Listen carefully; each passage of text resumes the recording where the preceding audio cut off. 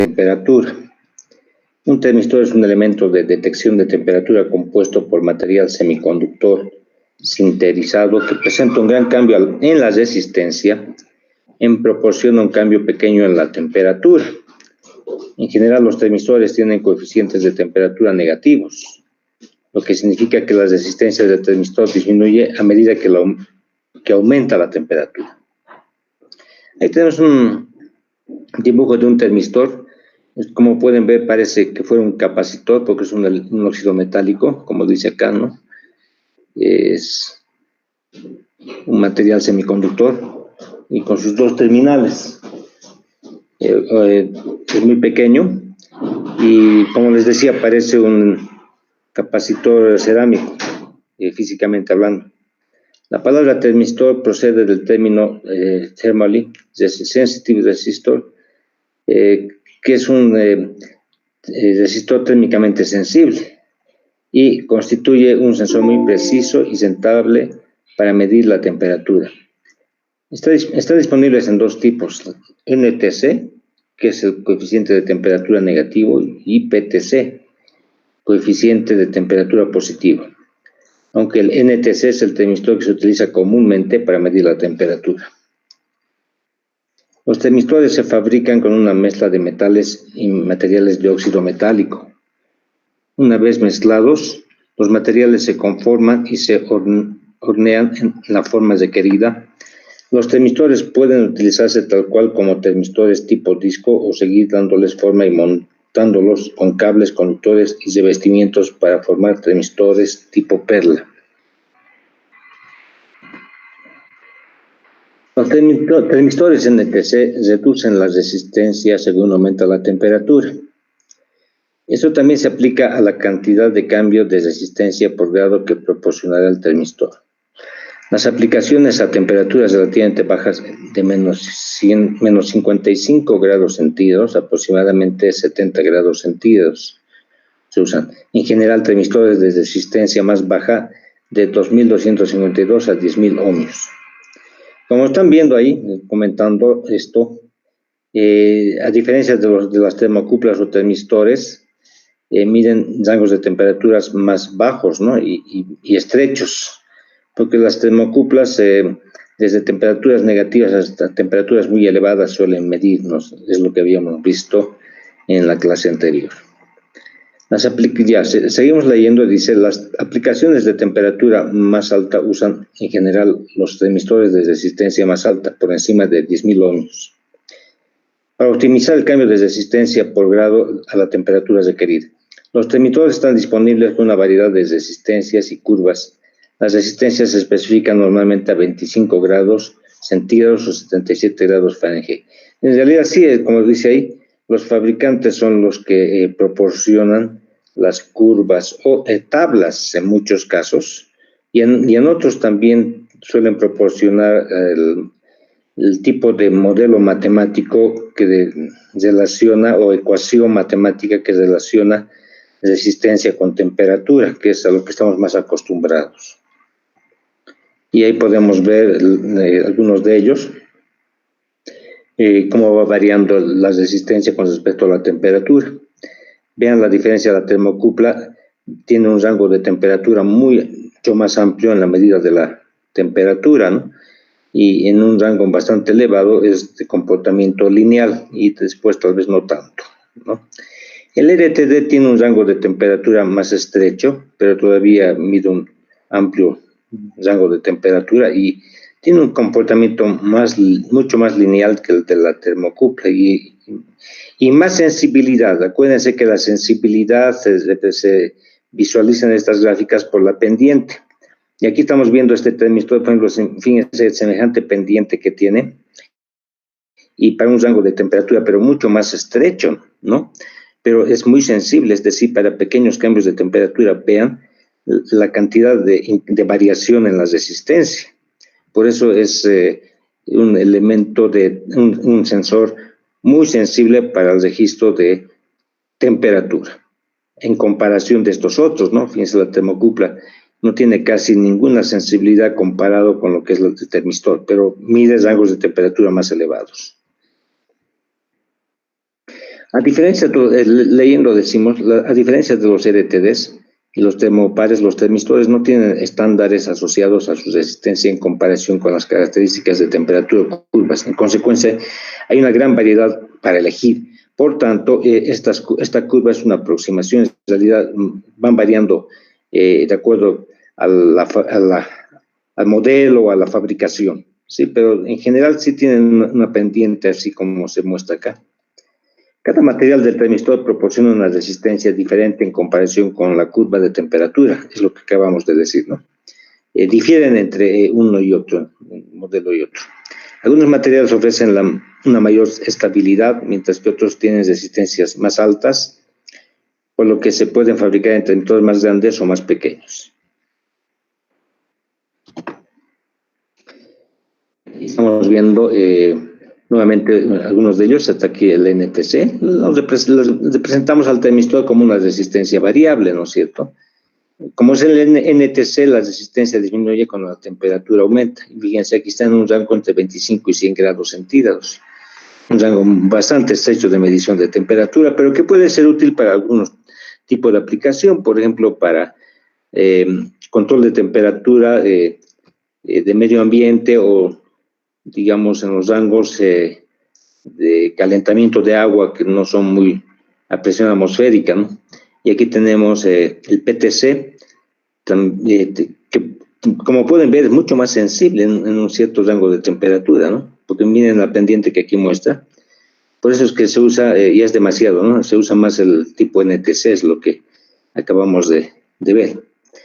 Y como les comentaba, más o menos la ecuación de modelo matemático que relaciona la temperatura con la resistencia, más o menos en algunos casos tiene esta forma, ¿no? De una exponencial. Pero, y al despejar la temperatura en función de la resistencia, aquí tengo el caso de un termistor que disponemos en laboratorio y cuya relación de la resistencia con la temperatura obedece esta ecuación, que fíjense es bastante extensa, ¿no? Porque tenemos que aquí conocer el valor de la resistencia del termistor a 25 grados centígrados primero, que es un dato, y luego medir la resistencia del termistor.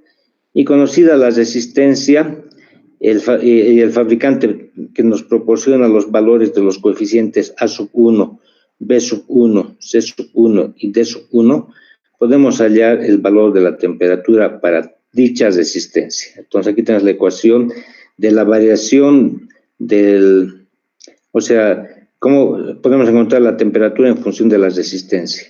Y vean que tenemos aquí logaritmos neperianos, ¿no es cierto? El logaritmo neperiano al cuadrado, el logaritmo neperiano al cubo, y aquí un recíproco, ¿no? Entonces, realmente es una ecuación un tanto extensa, ¿no?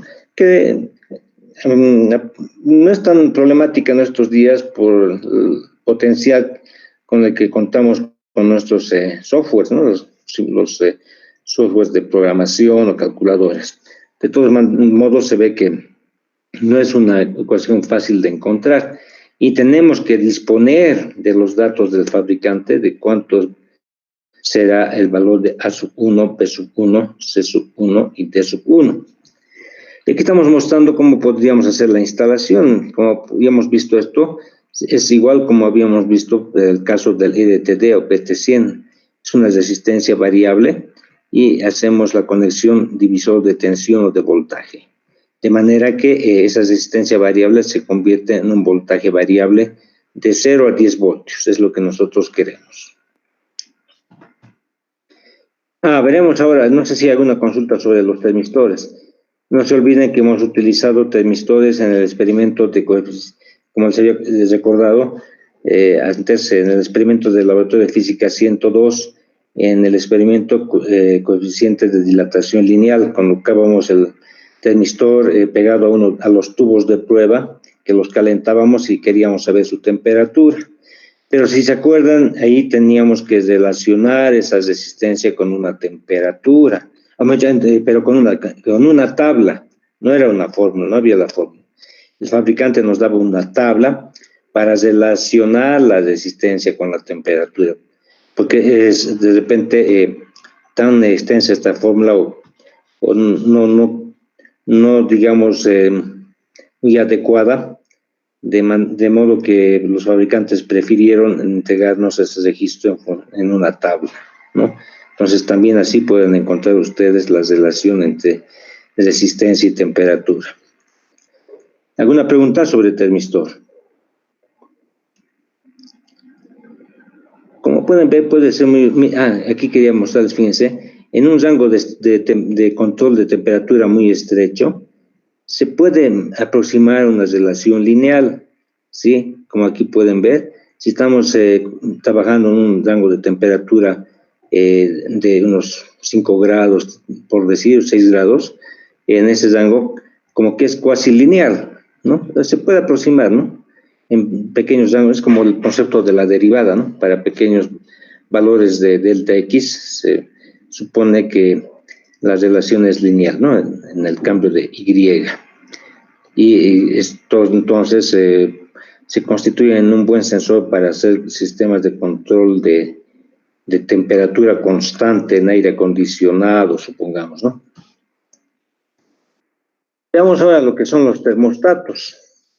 Los termostatos, un termostato es un componente de un sistema de control simple que abre o cierra un circuito eléctrico en función de la temperatura. ¿Eso qué significa? Que el termostato ya no es un sensor analógico, porque su variable de salida no varía de un modo continuo, sino de un modo discreto, un todo o un nada, ¿no? Por lo tanto, es el tipo booleano. Su versión más simple consiste en una lámina metálica, como la que utilizan los equipos de aire acondicionado para apagar o encender el compresor, ¿no? Estos sensores también se utilizan para estufas, se utilizan inclusive en los mismos termomagnéticos, ¿no? En los disyuntores están las láminas bimetálicas que cortan la corriente cuando ésta excede cierto valor, cuando la temperatura aumenta cierto valor, ¿no? Otra vez recordando lo que es el experimento del Laboratorio de Física 102 de dilatación lineal. Entonces, aquí en los elementos bimetálicos, uno de ellos se dilata más que el otro y de ese modo se curvan, ¿no es cierto? Y la curva hace una conexión o una desconexión con otro conductor. Ya, otro ejemplo lo podemos encontrar en los motores de combustión interna, donde controlan el flujo de líquido refrigerante que regresa al radiador dependiendo de la temperatura del motor. Como pueden ver, hay muchas aplicaciones. Aquí está el elemento bimetálico. El verde representa un tipo de metal y el lila otro. Por lo tanto, al deformarse por la temperatura, se curvan y producen una unión, ¿no es cierto?, con este conductor, lo que les decía. Consisten en dos láminas de metal unidas, dice, con diferentes coeficientes de dilatación térmico, o lineal, yo estaba indicando, en realidad es mejor decir coeficientes de dilatación térmico, ¿no? Cuando la temperatura cambia, la lámina cambia de forma automáticamente, actuando sobre unos contactos que cierran el circuito eléctrico.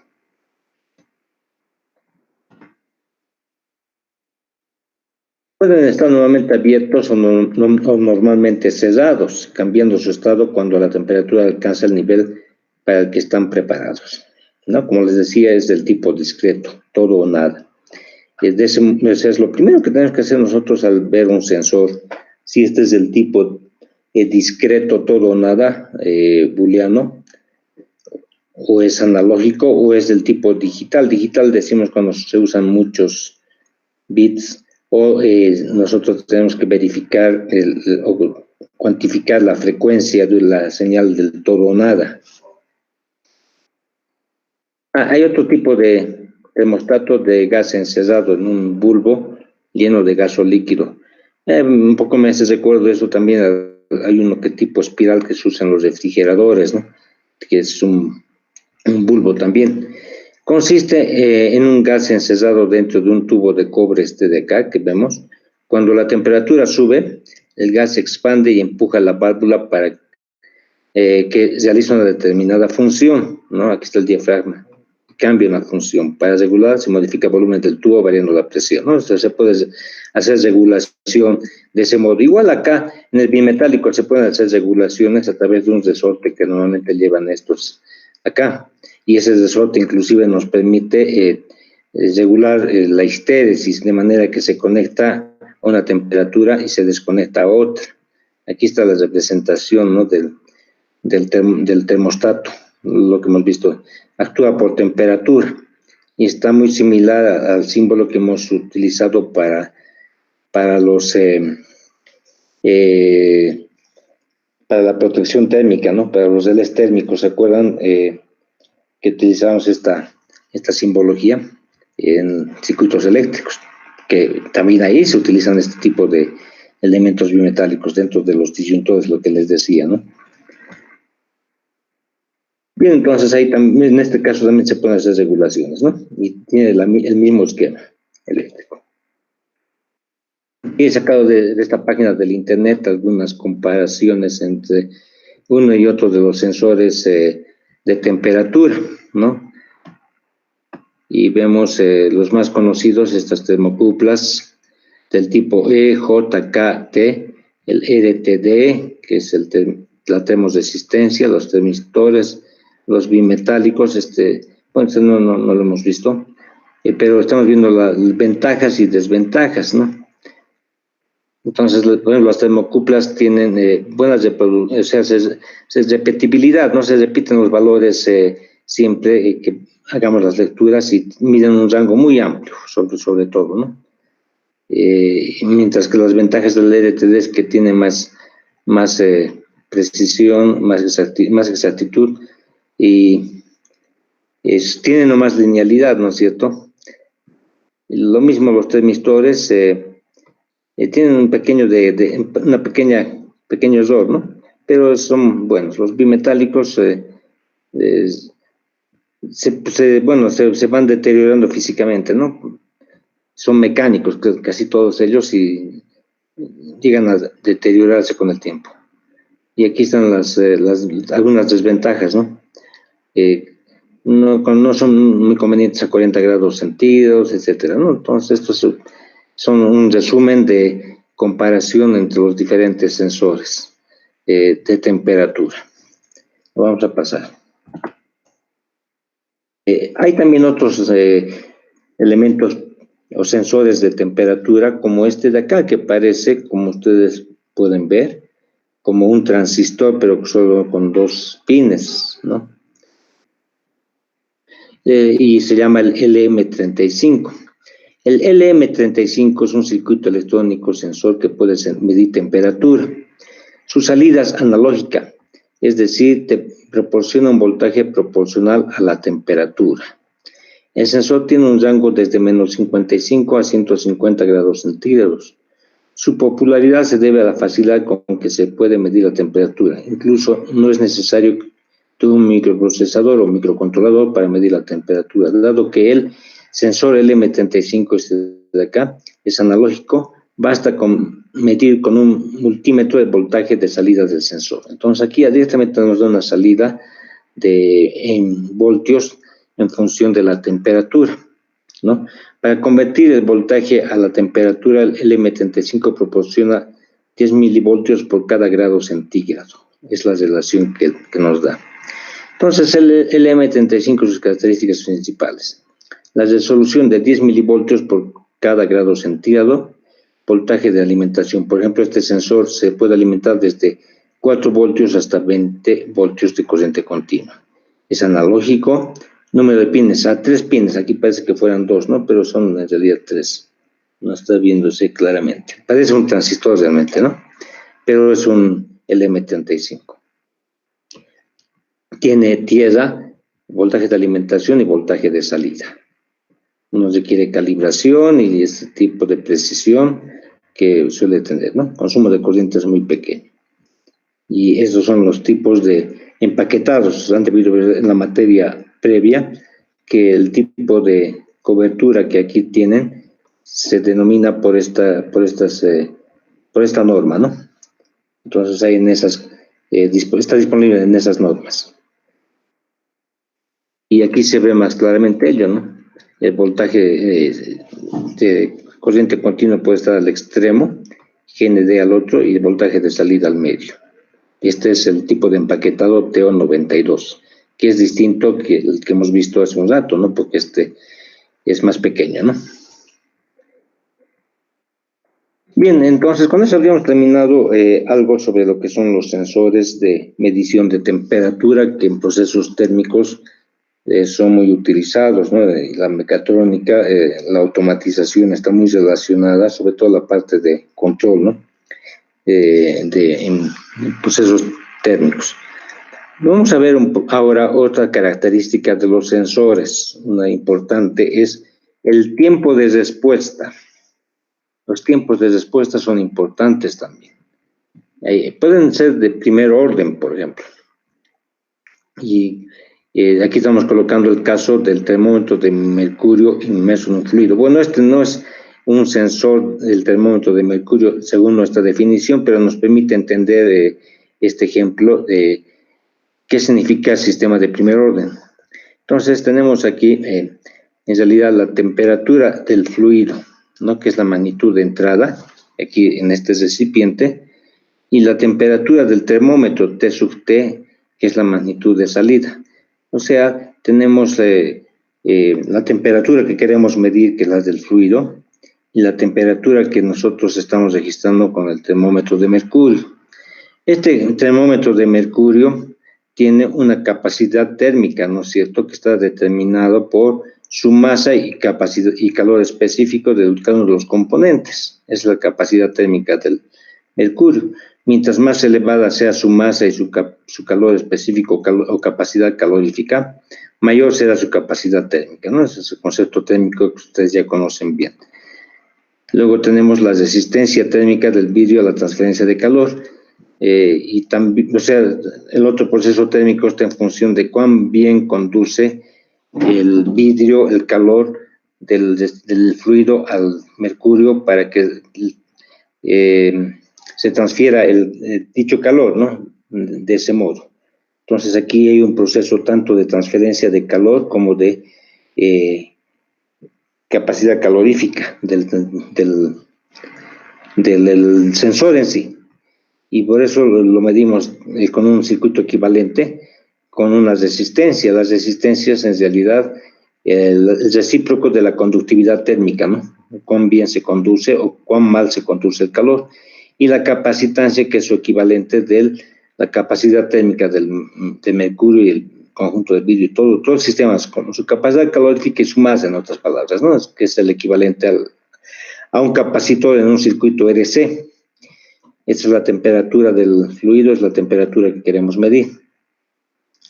Y si aplicamos las ecuaciones a este sistema, indicando que la temperatura va variando en función del tiempo y que tenemos esta constante de tiempo, el RC, ¿no es cierto? Como lo habíamos visto ya, ustedes habían visto también esto en física 200 con el circuito de relajaciones, ¿cómo se llama? De relación exponencial o cargo-descarga de un capacitor, ¿no?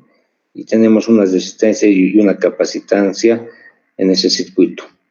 Y aplicando la transformada de Laplace, obtenemos esta ecuación de la ecuación diferencial, hemos obtenido esa. De manera que si representamos en el tiempo cómo cambia la temperatura, si esta es la temperatura del fluido y esta es la temperatura inicial del termómetro, idealmente nosotros queremos que inmediatamente en el tiempo T sub 0 la temperatura del termómetro de mercurio se iguale con la temperatura del fluido, ¿no? Eso es lo ideal, pero en realidad no sucede así. Ustedes saben que le va a tomar un tiempo y es una curva exponencial que es la misma que ustedes han visto en esa práctica de carga y descarga de un capacitor, ¿no? Porque tenían ustedes una resistencia y un capacitor en ese circuito. Igual sucede acá. Es decir, le va a tomar tiempo al termómetro a igualar su temperatura con la del fluido. Y de ese modo, ese tiempo es el que nos va a tomar para saber cuál es la temperatura de dicho fluido. Entonces necesitamos de un tiempo. Ese es el tiempo de respuesta. Ustedes saben que eso estaba determinado por la constante de tiempo RC. Mientras mayor sea el valor de RC, mayor será el tiempo de respuesta. Entonces, si ustedes quieren que responda rápidamente esto, es decir, el termómetro de mercurio muy rápidamente se equilibre con el sistema y nos dé la temperatura de un modo inmediato, lo que queremos es que RC sea pequeño, o sea, la resistencia térmica sea pequeña, es decir, que sea muy buen conductor, ¿no? Y por otra parte, también queremos que la capacidad térmica sea también pequeña, ¿no? Para que sea rápido este proceso, es decir, que los calores específicos y las masas sean pequeños. Esas son características importantes para que el tiempo de respuesta de nuestro sensor sea el más corto posible. Eso es lo que nos interesa. Y como hemos visto ahí en los sistemas de primer orden, también hay sistemas de segundo orden, ¿no? Como vemos acá, el termómetro con protección añade otra resistencia térmica y capacidad calorífica al circuito, dando lugar a un sistema de segundo orden sobreamortiguado, ¿no? El ejemplo, el acelerómetro también muelle masa con amortiguamiento. O sea, también estamos contando aquí con el amortiguamiento, ¿no? Además de la masa y el resorte. Y al resolver esta ecuación diferencial que ustedes con más detalle habrán visto la materia de vibraciones o en algunas de la parte de mecánica, encuentran un tipo de ecuación de segundo orden, ¿no? Que se puede expresar con esta ecuación diferencial lineal de segundo orden, y aplicando el transformador de Laplace nuevamente conseguimos esto para poder cuantificar el tipo de respuesta que habrá, y puede ser, ya se deben estar acordando del tipo amortiguado, sobreamortiguado o subamortiguado, ¿no? Y aquí están las curvas de ellas, ¿no? Esta es la subamortiguada, fíjense, para igualarse al valor de consigna, este es el sobreamortiguado. Entonces, le toma mucho tiempo, ¿no? Le toma mucho tiempo, mientras que, porque tiene mucha amortiguación, ¿no? Mientras que este está críticamente, es más rápido, pero si queremos que sea un poco más rápido y empieza a ser subamortiguado, es decir, ya tenemos oscilaciones, ¿no? Entonces, si queremos que sea muy rápida la respuesta, puede llegar a tener oscilaciones y hasta ser inestable inclusive, ¿no? Entonces hay que buscar un punto intermedio. Tal vez en algunos casos lo apropiado sería un críticamente amortiguado. Y en otros que sea subamortiguado, pero no, digamos, demasiado, ¿no? Como para que se desestabilice esto. Y esas son entonces las curvas que estamos recordando de la materia de controles automáticos, ¿no? Ahí veíamos el tiempo de respuesta, tiempo de subida, el sobrepico, tiempo de establecimiento, todo eso habían definido en los diferentes tipos de respuestas de un sensor con respecto a la señal de entrada. Y bueno, aquí estamos hablando del sensor prácticamente, ¿no? Cómo responde un sensor en la lectura de una magnitud física. Entonces puede ser así, muy rápida, no tan rápida, o digamos crítica, ¿no? Es un aspecto que tienen que tomar en cuenta en función de qué es lo que están controlando, ¿no? Tienen que tomar en cuenta el tiempo de respuesta. Bueno, vamos a seguir hablando de sensores. Bueno, nos toca hablar del de proximidad, ¿no? Tenemos para sensores de proximidad que hemos utilizado mucho en aplicaciones de los cilindros neumáticos, se acuerdan, los finales de carrera, ¿no? Entonces, para finales de carrera, el tipo de sensor que más emplea es el de proximidad, ¿no? Tenemos el final de carrera mecánico, que es del tipo levita, y que funciona, ¿no? La característica todo o nada, booleano. Ahí hemos hablado del sensor Hall, hemos visto al principio del efecto Hall, que si se acuerdan, se trataba de aplicar un voltaje a una lámina, de manera que cuando a esta lámina se le presentaba un campo magnético, se generaba un campo eléctrico, un voltaje perpendicularmente entre otros dos terminales, del tipo todo o nada también. Hemos visto también los sensores inductivos, no hemos visto, estos no hemos visto los inductivos, los capacitivos y los ópticos, que normalmente son también del tipo todo o nada, aunque hay algunos del tipo inductivo que también son analógicos. Y aquí estamos viendo los finales de carrera mecánico de tipo levita y de distintas formas, ¿no? Y vemos aquí al principio de operación, acá tenemos un muelle o resorte y esta especie de levita o cabeza que es la que acciona esta conexión, ¿no?, entre estos puntos, permitiendo el paso o no de la corriente eléctrica, y podemos representar de este modo, ¿no?, con esta bolita. Así, es como mostrábamos también cuando manejábamos nuestro simulador, ¿no?, el CADESIM.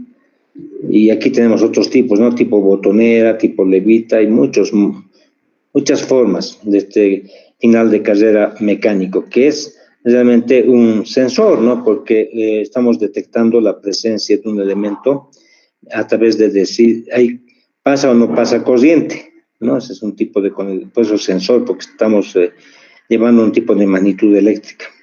Es del tipo discreto, todo o nada. Y debes responder de ese modo, ¿no? ¿Está conectado o no está conectado? Y ese es el comportamiento ideal, pero cuando ustedes a veces accionan esta levita por la proximidad de un objeto, la respuesta no siempre es así ideal como aquí se muestra con azul, sino que es a veces así del tipo rojo, porque esto es elástico y puede rebotar, ¿no? Entonces podemos tener este tipo de respuesta en la conexión, ¿no es cierto? Así que es un poco imperfecto un sensor de este tipo, del tipo mecánico, ¿no? Porque tenemos ese tipo de rebotes y mucho más se puede notar esto, si ustedes piensan, en este momento estoy pensando en los pulsadores, ¿no? En los pulsadores, o sin ir lejos, ustedes podrían pensar en el teclado de la computadora o en el touch de su celular. Todos ellos, cuando ustedes están presionando con el dedo, ya sea el teclado, la pantalla, no lo están haciendo de un modo limpio, ¿no? O sea, están, digamos, además de que es movimiento elástico, está conectando y desconectando, si nosotros pudiéramos ver a muy alta velocidad. Por tanto, todos esos sistemas electrónicos, llamémosle, tienen que, de algún modo, eliminar ese rebote que siempre está presente de los actuadores o accionamientos mecánicos. Eso se llama rebote. No se olviden entonces esos accionamientos mecánicos, los que nosotros producimos al tocar algo también, al presionar un botón, siempre producen rebote, ¿no? Cuando estamos hablando en fracciones de segundos, de hecho, ¿no? Porque nosotros no podemos percibir ello, pero está sucediendo. Estamos pulsando y dejando de pulsar en milésimas de segundo el botón, digamos, ¿no? O en este caso la leva. Por eso se prefieren utilizar o se han reemplazado estos sensores de tipo mecánico por ejemplo, los sensores fotoeléctricos. Los sensores fotoeléctricos utilizan un rayo de luz para detectar la presencia o el movimiento de un objeto. Estos consisten en un emisor de luz y de un receptor. El emisor es un diodo de emisión LED que emite una longitud de onda específica de luz, la luz infrarroja normalmente. La roja visible también puede ser, la verde y la azul se utilizan como fuentes de luz en la mayoría de los sensores fotoeléctricos. Los LED infrarrojos se utilizan donde se requieren las salidas de luz máximas para un rango sensible extendido. Y aquí estamos viendo cómo funcionan. Aquí tenemos un emisor y un receptor. Entonces tenemos el rayo de luz que se emite con cierto ángulo y aquí tenemos por decir un obstáculo opaco que refleja esa luz. Y de manera que aquí estamos viendo cuando está el obstáculo, entonces refleja la luz y el receptor detecta la presencia de un objeto. Ese es el sensor de proximidad. Aquí no está detectando porque no hay reflejo, ¿no es cierto? No hay rebote siquiera, no hay reflejo de la luz, y entonces no hay presencia detectada. Este otro también es utilizando el emisor en un lado y el reflector en el otro extremo, de manera que cuando está el objeto se corta el paso de la luz y el receptor deja de recibir la luz. De ese modo detectamos la proximidad de este elemento. Y este otro también es de una superficie, o podemos utilizar una superficie retroreflectiva, de manera que cuando no hay el objeto, más bien aquí estamos recibiendo el reflejo de la luz, pero acá cuando está el objeto ya no hay el reflejo porque no está este elemento. Estos sensores tenemos en el laboratorio, en un estuche, y solemos verlos en alguna práctica de laboratorio que ahora no estamos haciendo, por eso solamente les estoy mostrando los dibujitos, pero sí tenemos de estos sensores de proximidad para que ustedes puedan verlos si, digamos, se diera la posibilidad. Existen 3 tipos de modos de detección, entonces, ¿no? Reflexión difusa, rayo a través y retroreflexión. Es lo que estamos viendo, ¿no? Esta es la reflexión difusa, rayos a través y la retroreflexión. Ahora vamos a ver el interruptor de proximidad capacitivo. Los interruptores de proximidad capacitivo operan sobre los mismos principios de un capacitor, ¿no? ¿Se acuerdan cómo son los capacitores?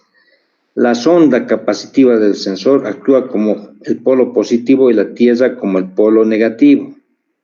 Entonces, fíjense aquí, ahí vamos a ver. Los interruptores de proximidad capacitivos se diseñan para detectar tanto objetos metálicos como no metálicos.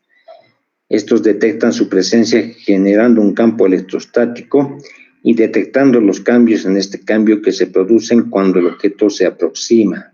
Aquí tenemos el interruptor de proximidad capacitivo y este es el objeto detectable. Entonces, fíjense, a esta distancia del sensor, este objeto detectable, todavía no cambia el campo eléctrico y es como si, digamos, estuviera apagado, o sea, no hay recepción. Pero cuando ya se aproxima a cierta distancia, como se ve acá, ya se produce un cambio de amplitud de oscilaciones del campo eléctrico. Y aquí se hace mayor, ¿no? Pero ya más o menos se mantiene constante ahí, y esto eléctricamente se traduce en un cambio de tensión, ¿sí?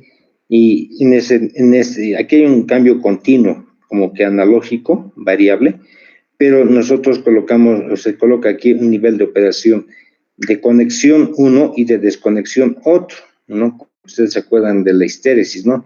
Se conecta a un nivel de voltaje y se desconecta con otro nivel de voltaje, de manera que da un encendido y un apagado. Así es como es la salida finalmente, ¿sí? Cuando tenemos a partir de esta distancia se detecta la presencia y a partir de esta otra distancia se deja de detectar la presencia. Entonces, estos sensores de proximidad capacitivos o interruptor de proximidad capacitivo nos da una señal del tipo todo o nada finalmente, pero en un rango de operación, ¿no? O sea, no detecta, ustedes tienen que especificar, tienen que medir, tienen que probar primero con el sensor de qué distancia mide y qué materiales mide. Eso más de paso tienen que verificar ustedes, porque puede depender del tipo de material, ¿sí? Aquí tenemos esto, ¿no? Una aplicación, aquí está el sensor y está midiendo la proximidad de estos envases de cartón, ¿sí? Y así se ven los sensores capacitivos. Tienen un tornillo de ajuste y un indicador, ¿no? Un LED que indica que está funcionando, ¿no? Para que sepa el operador si está funcionando bien. Y de ese modo vamos contabilizando la cantidad de envases que van circulando por esta cinta transportadora. Y aquí estamos viendo otro ejemplo donde el sensor capacitivo nos permite medir, aquí tenemos 2 sensores, uno que mide nivel máximo y nivel mínimo de líquido. O sea, aquí estamos detectando la presencia de líquido. No, digamos, no al tubo, sino el nivel de líquido estamos verificando acá en 2 niveles, el máximo y el mínimo, con este sensor capacitivo, ¿no? Entonces, son del tipo PNP, del tipo transistores. Por lo tanto, ustedes tendrían que utilizar, si están empleando un PLC, una de entrada PNP también, ¿no? Porque son de 3 cables. Entonces, fíjense, aquí dice la distancia de detección es de 3 a 25 milímetros. Siempre tienen que verificar ello, ¿no? De estos sensores, tienen su distancia de detección, ¿no? Y puede ajustarse esto, ¿no? Y el tiempo de respuesta es 14 milisegundos. Lo que estábamos hablando hace un rato, no toda respuesta es inmediata o instantánea. Hay algunos elementos que tienen un tiempo de respuesta más largo, sobre todo los sensores de medición de temperatura, ¿no? Ahí es más importante ese tema. Bien, ahora vamos a ver los inductivos. Los interruptores de proximidad inductivos se diseñan para detectar la presencia de materiales metálicos. Fundamentalmente metálicos, ¿sí? Estos detectan su presencia generando un campo electromagnético y detectando los cambios en este campo que son causados por la aproximación del objeto metálico. O sea, los objetos metálicos cambian los campos electromagnéticos. Si digamos acá en los sensores capacitivos se generan campos eléctricos, aquí se generan con estos inductivos campos electromagnéticos. Los interruptores de proximidad inductivos consisten de una bobina de alambre, un oscilador, un rectificador y un transistor, ¿no? Entonces, como pueden ver, generamos un campo electromagnético. Es un aparato bastante más, un poquito más avanzado, ¿no? En realidad, porque estamos generando campos electromagnéticos. Y un oscilador produce una tensión de alta frecuencia que se aplica a la bobina de alambre para producir un campo electromagnético, como muestra en la figura. Cuando un objeto metálico entra al campo magnético, se inducen corrientes de eddy en el objeto. Esto causa una pérdida de energía y una reducción en la magnitud de las oscilaciones. Cuando la pérdida de energía llega a ser significativa, el oscilador detiene su funcionamiento. Y acá estamos viendo cómo funciona de un modo muy parecido o análogo a lo que funcionaba el sensor capacitivo. Y aquí, fíjense, las oscilaciones varían de este modo en función de la presencia, de la cercanía de la presencia del objeto a ser detectado, que tiene que ser un objeto metálico. Este es el sensor, ¿no? Entonces aquí estamos viendo el tipo de oscilación que se va generando en el sensor en función de la distancia. Aquí fíjense, cuando está muy próximo ya se anula, más bien al revés lo que pasaba en el condensador. Y otra vez tenemos un nivel de operación, uno de conexión y otro de desconexión, que es distinto, ¿no? Para el tema de histéresis, ¿no? Y como pueden ver, entonces, al final, los cables, lo que tenemos en el PNP es un apagado o un encendido en función de la distancia de proximidad. Se activa cuando está a esta distancia, ¿no? Y se desactiva cuando está a esta distancia, ¿no? Que es una mayor. Entonces, de ese modo funcionan estos sensores inductivos. Detectan, sobre todo, objetos metálicos, a diferencia de los capacitivos. Aquí se ven ejemplos, ¿no? Estamos viendo, que dice, ¿no? Igual que los interruptores de proximidad capacitivos, objetos más pequeños que el objetivo estándar disminuirán la distancia de detección máxima y los objetos más grandes que el objetivo estándar pueden aumentar la distancia de detección. Entonces, en función del tamaño y todo ello, la distancia puede variar, entonces necesita alguna calibración. Siempre tienen que ustedes hacer pruebas y ajustes con estos sensores para que detecten a la distancia que ustedes desean y en función del tipo de metal, por ejemplo, ¿no? Hay que hacer un factor de corrección. Si es un acero ligero, no hay que hacer corrección, pero si es un cobre, sí hay que hacer una corrección, ¿no? Para que detecte a cierta distancia. Ahí estamos viendo la detección de partículas metálicas, ¿no? Potencias metálicas, y bueno, son del tipo PNP o NPN, y también tienen su LED de señalización y el tiempo de respuesta parecido al del capacitivo, ¿no? Bueno, entonces, esos son los principios de los sensores de proximidad, los cuales no vamos a discutir mucho más. Lo que tenemos que acordarnos es que, como resumen, De los sensores de proximidad tenemos los mecánicos, tipo leva, que producen mucho rebote y no son tan recomendables finalmente, como los sensores que pueden ser ópticos. Ya hemos hablado de los ópticos, que constituye de un emisor y un receptor de luz, y en función de la presencia de un objeto opaco detecta la presencia o no de este. Los inductivos funcionan generando un campo electromagnético, y con la variación de este campo electromagnético detectamos a ciertas distancias y dependiendo del tipo de metal que estemos empleando, la presencia o no. Y los capacitivos, que pueden detectar, además de metálicos, materiales no metálicos, y que también detectan la presencia de este objeto desde cierta distancia hasta otra distancia. Y bueno, podemos decir que cada uno tiene su rango de aplicación. Por ejemplo, los ópticos de repente no son muy útiles donde hay muchos reflejos de luz, donde hay luz de todas las frecuencias que puede perturbar las señales del emisor receptor, ¿no? Entonces ya tendrá que el diseñista escoger cuál es el más conveniente de estos. Aquí estamos viendo algunas aplicaciones de estos sensores de proximidad. Además, bueno, como pudimos ver, simplemente son del tipo todo o nada, son booleanos, ¿no es cierto? Activan o desactivan, hemos visto eso. Y pueden aplicarse o regularse su nivel de histéresis, digamos. Pero podemos además utilizar como, digamos, aplicaciones digitales. ¿Y cómo? Para conteo de elementos. Entonces, fíjense, este sensor de proximidad no solamente lo podemos utilizar como veíamos en nuestros circuitos electroneumáticos que hacían la vez de finales de carrera, también pueden servir para hacer conteo. Fíjense, por esta cosa de transportador están pasando las cajas, estamos contabilizando como pulsos el paso de cada uno de ellos. Entonces, aquí va a contar un pulso para cada pasada, ¿no?, de cada objeto. Puede ser el óptico, puede ser el inductivo, el capacitivo o el de efecto Hall también, ¿no? Cualquiera de ellos.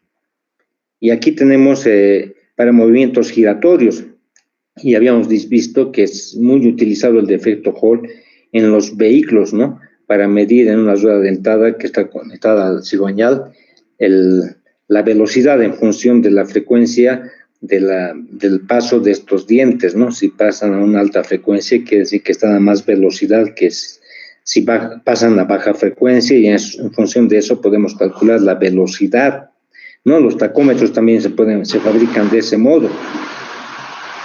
Entonces, eso ya es señal digital, porque estamos manejando la variable tiempo, además de el todo o nada, ¿no? Estamos viendo cuán rápido es el paso de estos dientes, es decir, la frecuencia.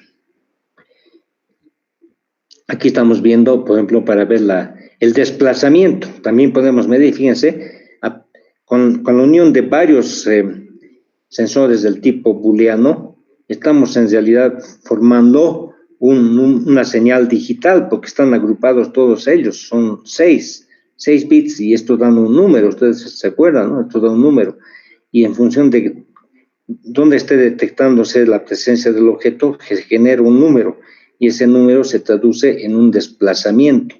Por lo tanto, estamos convirtiendo esto en un sensor digital, ¿no? Porque estamos uniendo varios booleanos, varios unos y ceros, que forman un número, y ese número es una señal digital. Esa señal digital nos está dando una distancia. Ya no es solamente proximidad. Ahora tenemos un sistema de sensores que nos permite saber la distancia que se ha desplazado, ¿no? En este momento me acabo de acordar de Laboratorio de Física Científica. He visto que hacen un experimento de caída libre y tienen sensores así colocados de este modo. Creo que son 2 nomás, que miden el momento en que empieza y el momento en el que termina. Entonces miden la distancia, el tiempo, y saben la distancia de separación, y de ese modo calculamos las velocidades, ¿no? La velocidad de caída del objeto. Aquí son 2 nomás, ¿no? Y este otro, por ejemplo, nos permite tener una idea de la forma del objeto en función de si los sensores que forman, digamos, una matriz, aquellos que no dan el reflejo, o no, mejor dicho, no dan la proximidad, no detectan proximidad del material, entonces muestra que no hay en esa parte el objeto, por lo tanto nos está dando la forma geométrica. Ese es el principio, pues, de las imágenes digitales también, ¿no? Ustedes saben, por los píxeles, ¿no? Ustedes manejan un montón de bits en X por Y en una imagen, y mientras más bits tengamos en ese cuadro de imagen, más resolución tendremos, porque cada bit estará dando un color, ¿no es cierto? Y más resolución de ese modo estaremos obteniendo. Igual en este cuadro de acá, mientras más sensores utilizamos de proximidad, más idea tenemos de la forma geométrica de este objeto, ¿no? Bien, entonces estamos viendo que haciendo uso de estos sensores de proximidad podemos manejar también señales digitales, ¿no es cierto? Esto ya es señal digital. Estamos usando números, estamos manejando frecuencias, estamos formando valores. Bien, entonces, como pueden ver, los sensores de proximidad tienen mucha aplicación en las ramas de la ingeniería mecatrónica, ¿no? Porque nos permite, además de que tengamos finales de carrera, podemos nosotros manejar desplazamientos, formas geométricas, velocidades, rotación, etcétera. Bueno, les comento que también hay otros sensores que se utilizan en robótica básica, con Arduino y microcontroladores. Aquí tengo esta página que por un momento la podemos mirar. Hay mucha información sobre sensores,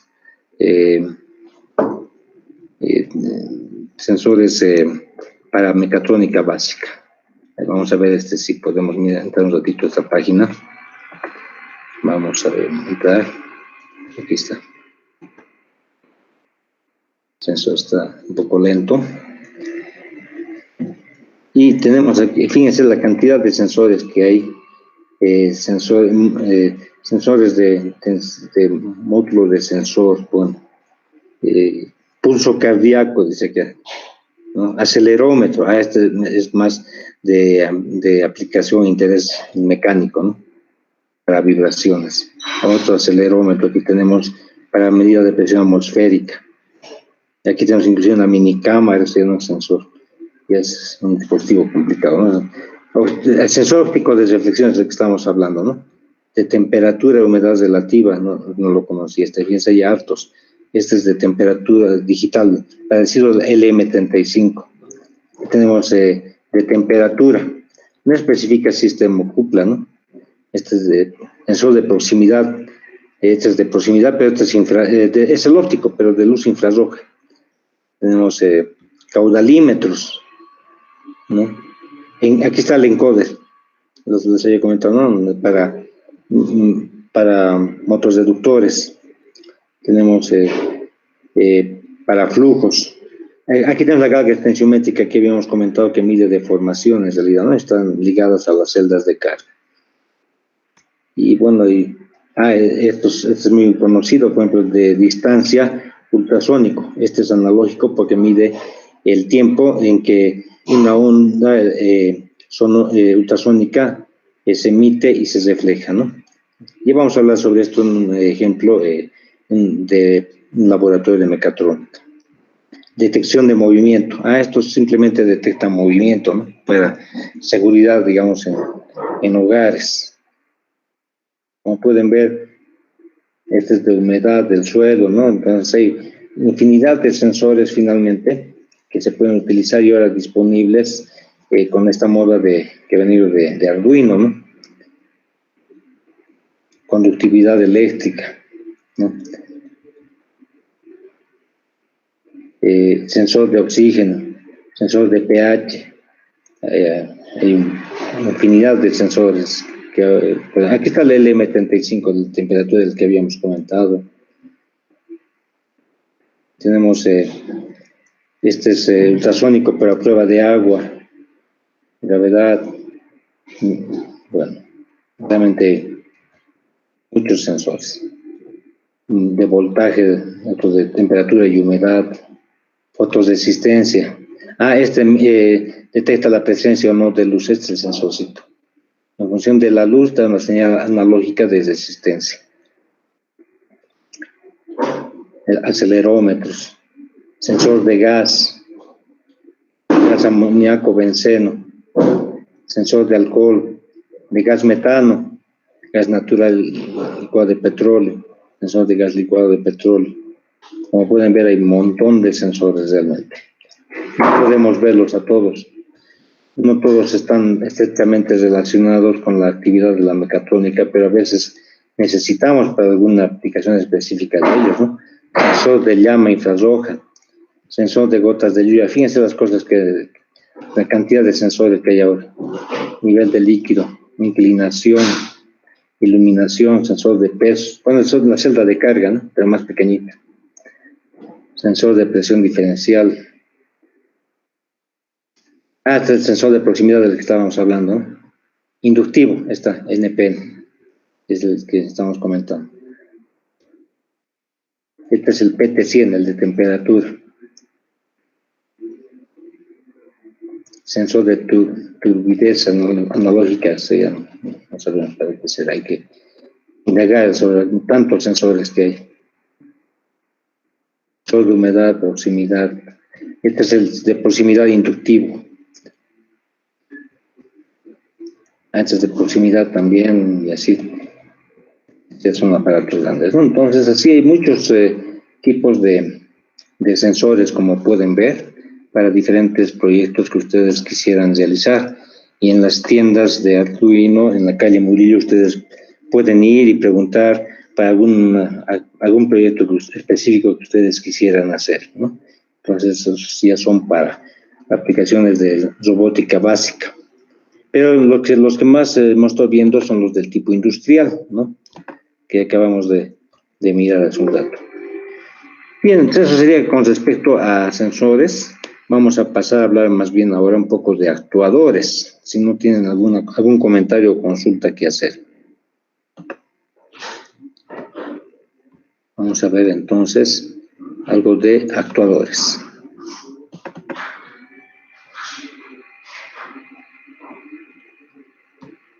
¿Qué son los actuadores? Hacemos una analogía entre un sistema mecatrónico y una persona. El controlador, el PLC, el microcontrolador, la PC, etcétera, sería el cerebro. Los sensores serían los sentidos. Los circuitos interfaz serían el sistema nervioso. ¿Por qué? Porque el sistema nervioso nos permite las pequeñas señales eléctricas que manda el cerebro, poder transferirse mediante el sistema nervioso a la musculatura, por ejemplo, ¿no? Igual. Entonces, y la estructura sería el esqueleto. Los accionadores serían el sistema muscular.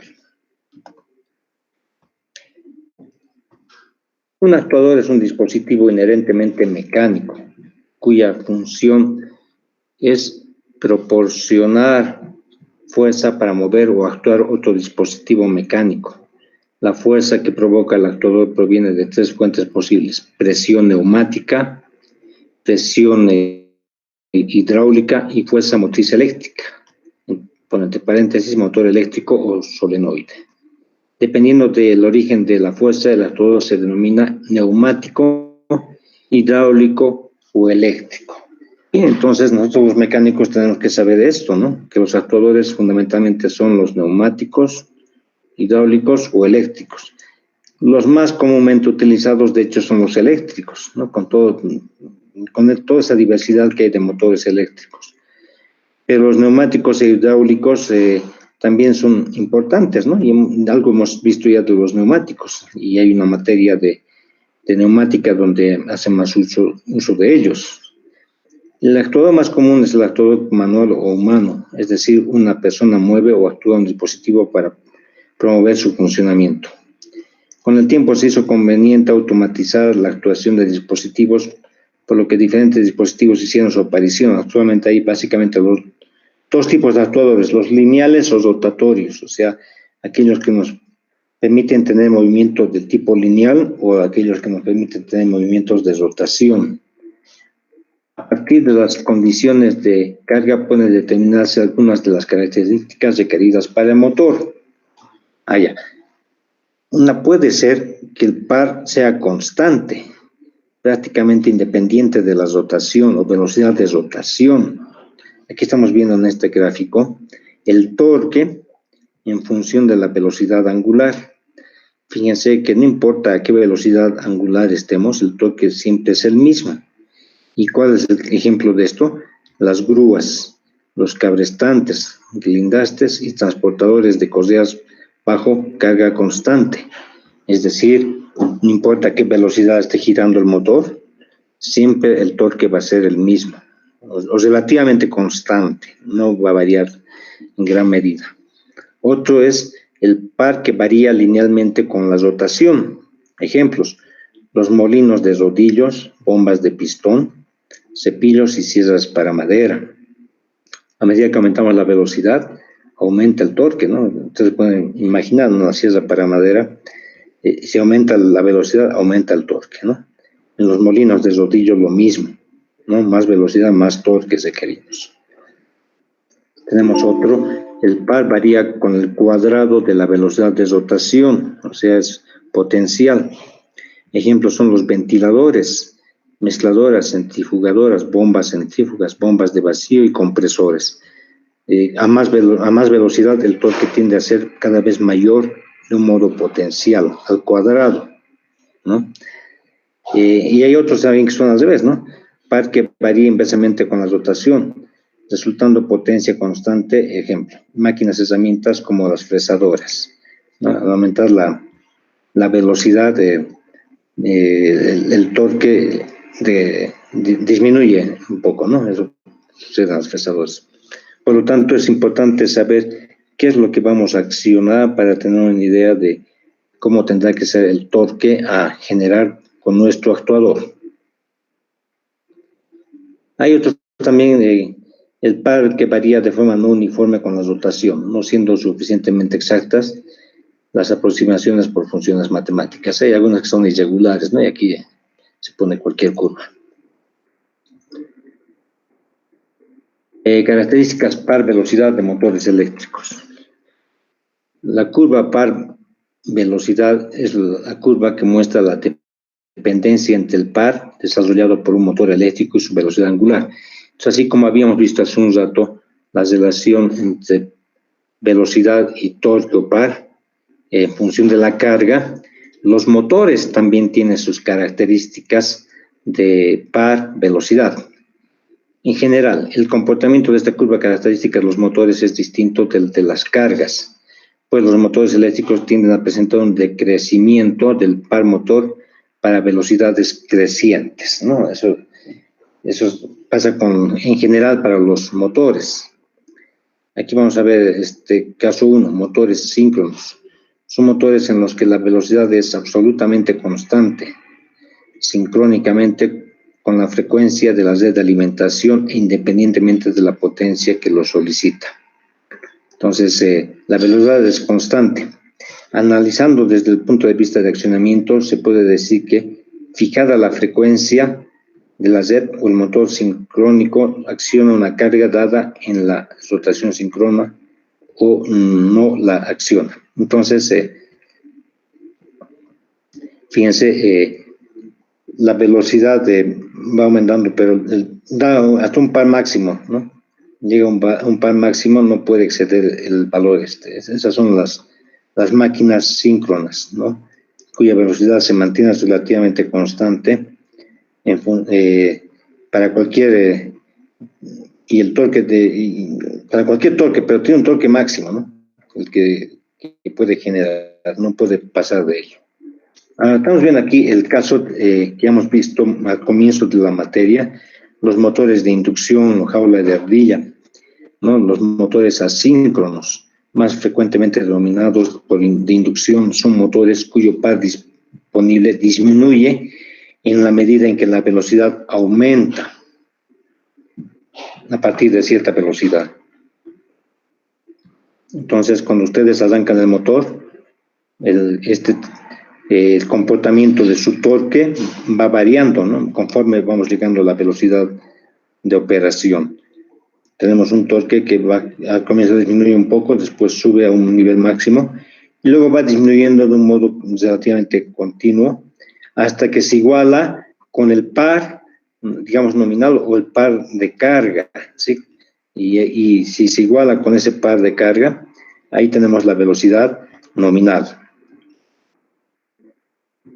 A esa velocidad realmente opera el motor, pero nunca llega a su velocidad determinada por esta fórmula, ¿no?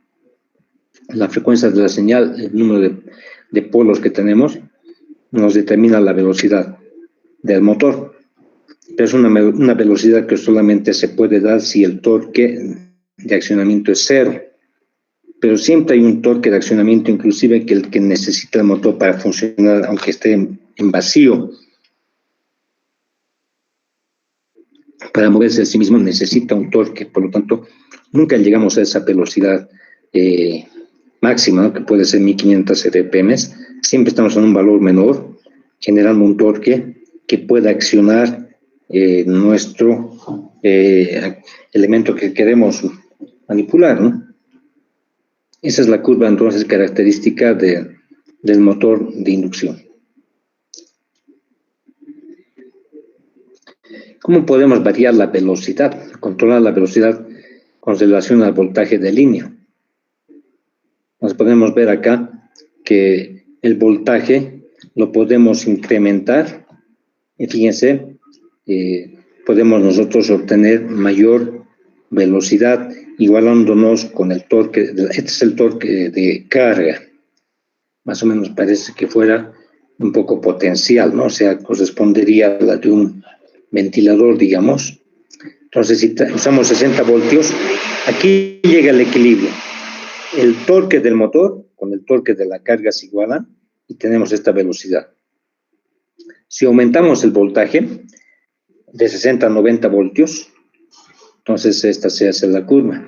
Por lo tanto, tenemos una velocidad algo mayor, ¿no es cierto? Cuando se iguala esta curva con la de la carga.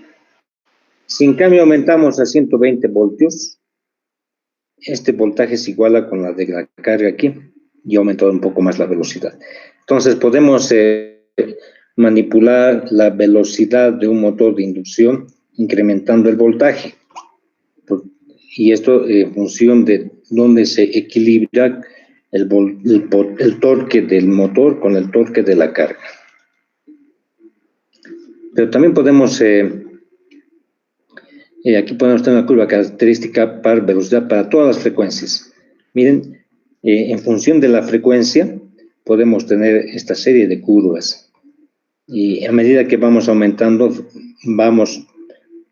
podemos ir obteniendo diferentes velocidades. Se nota mucho más la posibilidad de ir variando la velocidad del motor de inducción cuando en cambio estamos cambiando la frecuencia. Hace un rato habíamos visto qué pasaba cuando cambiábamos el voltaje. En cambio, cuando cambiamos la frecuencia, las curvas cambian drásticamente, como se puede ver aquí, sobre todo en función de las velocidades. Entonces, la variación de la frecuencia nos permite tener un mayor dominio del cambio de la velocidad de rotación. Curva par velocidad para velocidades por debajo de la velocidad base, suponiendo que el voltaje de línea disminuye linealmente con la frecuencia. Aquí estamos viendo qué sucede cuando tenemos distintas frecuencias y además el voltaje disminuye linealmente con la frecuencia. Es decir, aquí además de que estemos, digamos, disminuyendo, por decir, la frecuencia de 50 Hz a valores más bajos, también estamos disminuyendo linealmente el voltaje. Entonces, aquí tenemos un rango un poco más estrecho, pero de mejor desempeño de funcionamiento. Y es el modo como funcionan los variadores de frecuencia. En realidad lo que hacen es además disminuir la velocidad o la frecuencia de la señal eléctrica, también están reduciendo el voltaje de un modo lineal con respecto a la frecuencia. Entonces ambos aspectos deben regularse para tener esa variación de la velocidad. Características ya. Ahora veamos los motores de corriente continua, de excitación en paralelo. Son motores de velocidad prácticamente constante y además ajustable. Eso vamos a ver, veremos los motores de corriente continua. Acá están los motores de corriente continua. Se representan los motores de corriente continua de este modo, con su armadura y su campo, ¿sí? La armadura es el rotor, ¿no? Que tiene en sus extremos unas escobillas o carboncitos que permiten que la corriente llegue a los motores, al rotor o al inducido o armadura del motor de corriente continua, ¿no? Y en el estator o en el campo, que está en la parte externa, en los motores industriales hay otro bobinado, aunque ustedes han debido ver en los pequeños motores, a veces es un imán simplemente el que tenemos en la parte externa. Entonces, en los motores pequeños de corriente continua solamente tenemos dos terminales, dos cables, pero en los motores de corriente continua industriales, en los grandes que se utilizan en la industria, tenemos 4 terminales, 2 correspondientes al campo y 2 correspondientes a la armadura o al inducido.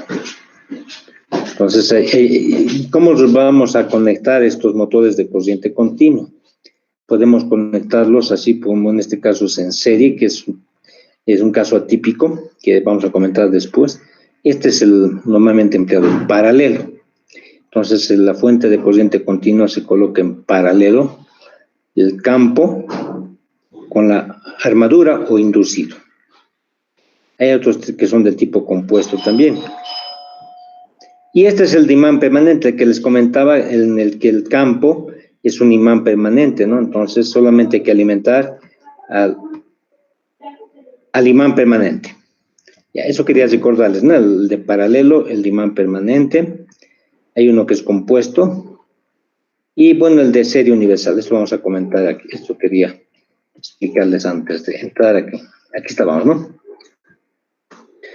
Ya, un motor de corriente continua de excitación en paralelo, es lo que les comentaba hace un rato, cuando tanto la armadura como el campo se conectan en paralelo, son motores de velocidad prácticamente constante y además ajustable por variación de la tensión del inducido o la corriente de campo.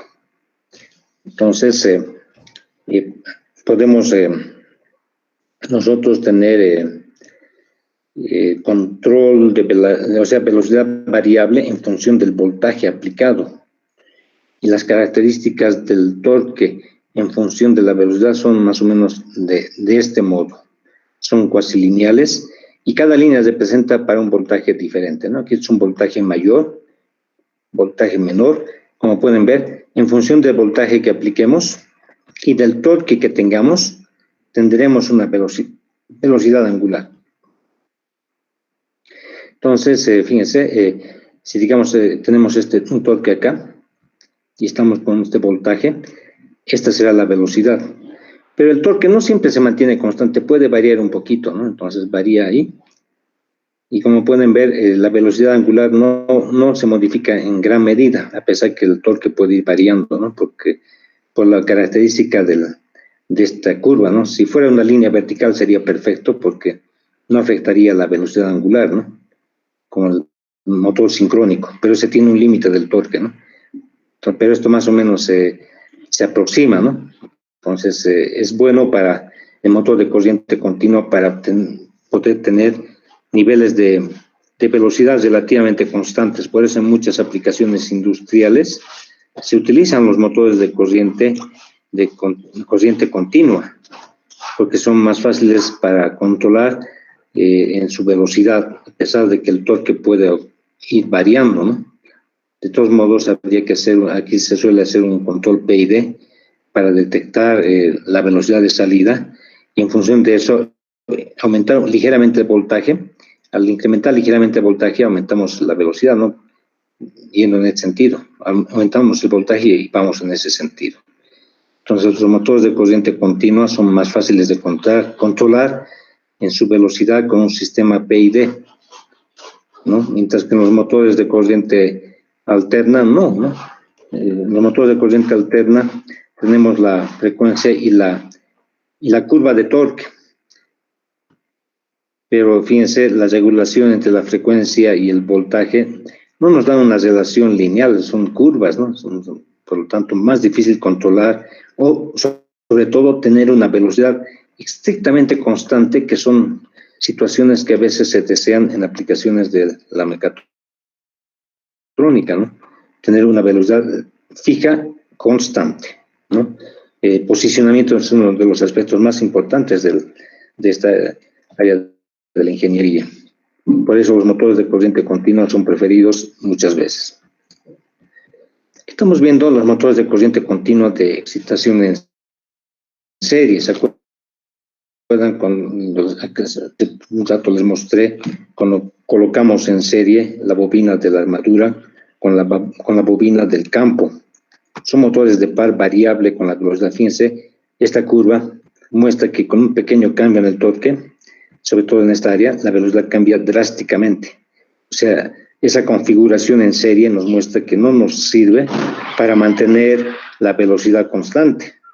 La velocidad varía drásticamente aquí en función del torque. Este tipo de motor opera a la velocidad determinada por la curva par velocidad de la carga, es decir, el torque es el que determina la velocidad prácticamente. Si hay más torque, la velocidad disminuye. Si hay menos torque, la velocidad aumenta, ¿no? Aquí no se veía tanto cambio en la velocidad, fíjense en esta curva, pero aquí, en esta parte sobre todo, vemos que hay tremendo cambio en la velocidad.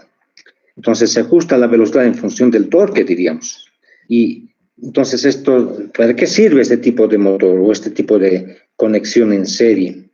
Este tipo de conexión en serie es adecuado para los motores que se utilizan, por ejemplo, para amoladoras, para taladros, los trabajos que se hacen normalmente, ¿no? En las amoladoras, por ejemplo. Ustedes han debido notar, o en el taladro, cuando le aplican torque, cuando están con el taladro entrando a cemento, digamos, la velocidad disminuye notablemente. Pero el motor no se daña en realidad, prácticamente, ¿no? Baja la velocidad porque el torque ha aumentado, porque es la curva característica de este motor. Entonces es un tipo de accionamiento apropiado para este tipo de situaciones que no tienen aplicación, no relación con la mecatrónica, ¿no? La moladora, el talado, todos los motores son así. Si ustedes se han fijado, la moladora o el talado, ¿cómo son por dentro? Tienen pues escobillas, ¿se han fijado? Se gastan los carboncitos. En realidad, esos motores que ustedes utilizan en la moladora, en todos ellos, son motores de corriente continua conectados en la armadura y el campo en serie y le aplican corriente alterna, ¿sí? Porque puede funcionar pues en corriente alterna, es motor de corriente continua, si están colocados en serie la armadura y el campo.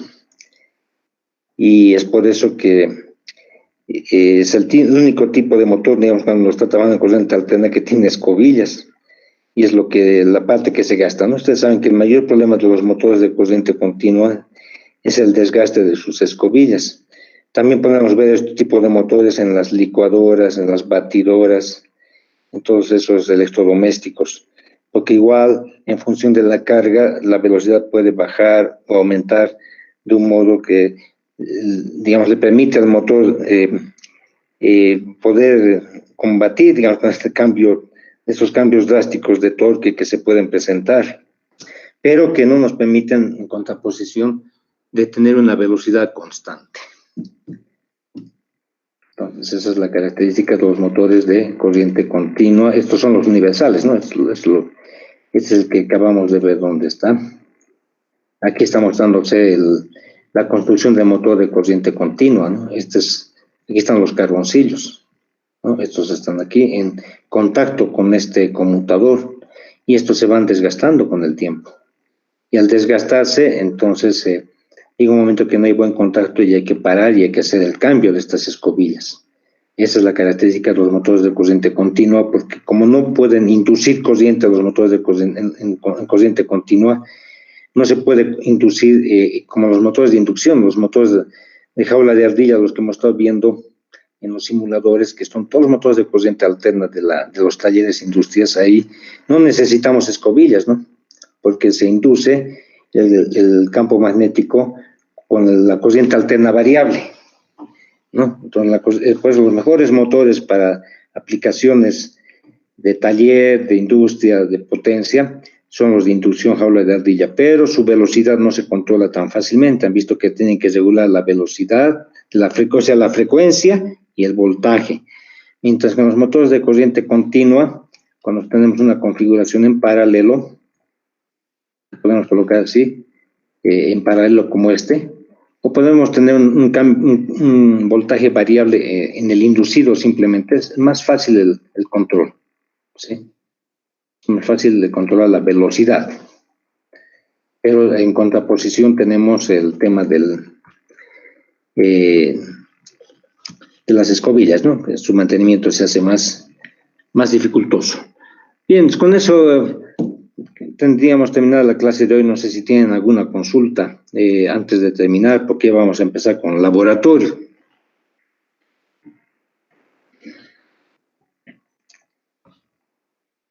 ¿Algún comentario o alguna consulta? Bueno, vamos a ver un poco más de estos actuadores la siguiente clase, miércoles, y el día jueves a las 8. El examen, ya saben, el tema que trae es desde lo que hemos visto de secuencias en base a tiempos,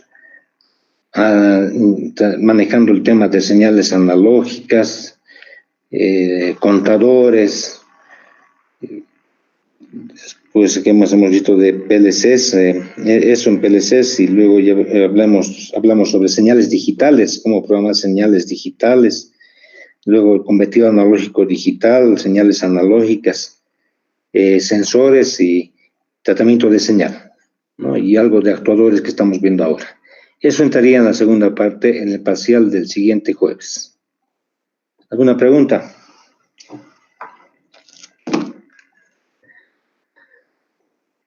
Para los que recién se han incorporado, comentarles que en laboratorio estamos adelantándonos esta vez y vamos a ver introducción a programación. En laboratorio nos vamos a adelantar, y aquellos, no sé si hay algunos de ustedes que se han inscrito a teoría y no a laboratorio.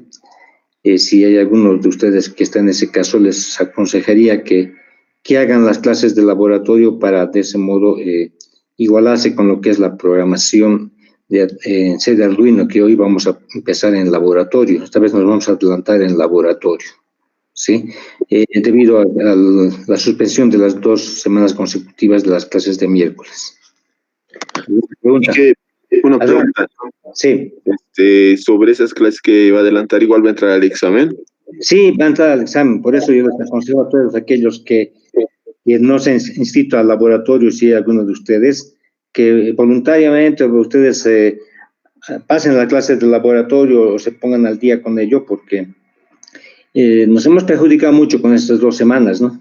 Entonces, eso me obliga a hacer este tipo de clase en laboratorio. Pero va a ser una clase totalmente participativa, tipo laboratorio siempre, donde muy poco vamos a avanzar de programación, pero sobre todo vamos a tratar de que ustedes se familiaricen con lo que es la programación. Entonces, les aconsejo que hagan la práctica. Vamos a hacer la primera práctica de 9:30 a 12 del mediodía, que la voy a dar yo, y Oscar la va a repetir la misma clase de 12 a 2:30. Entonces, pueden entrar a cualquiera de esas 2 clases. Hemos programado, hemos sincronizado, yo ya le he pasado todo el contenido de lo que vamos a hacer, para que demos prácticamente lo mismo. Los que quieren pueden hacerlo primero conmigo, después con Oscar otra vez pueden repetir. Vamos a calificar la participación fundamentalmente de ustedes en esa clase. Bien, con eso yo creo que he respondido a su pregunta.